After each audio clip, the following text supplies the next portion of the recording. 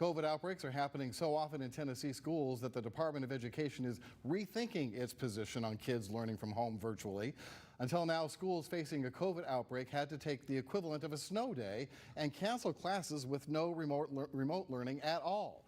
Brittany Clemens reports while the state is changing its policy, some parents say it's still not enough.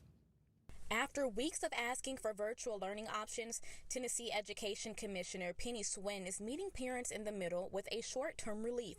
But it's not exactly what parents have been asking.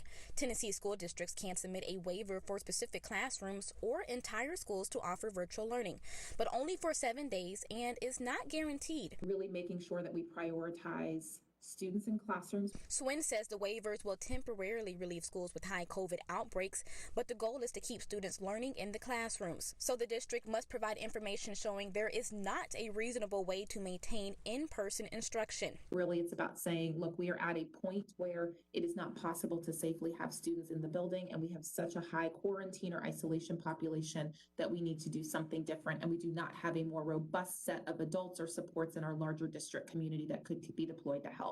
Swin also explained that if an entire school is granted permission to go virtual for a week, all extracurricular activities will be canceled during that time.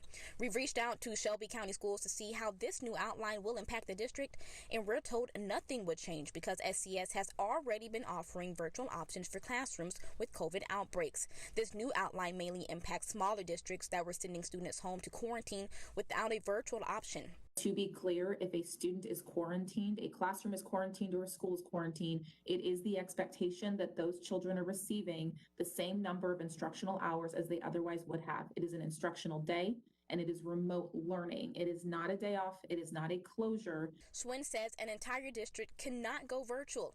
As of this morning, Swin said only one district has submitted a waiver request. Shelby County Schools say they are still looking into ways to petition the Tennessee Department of Education and state legislators to allow a permanent virtual option for parents. I'm Brittany Clemens reporting.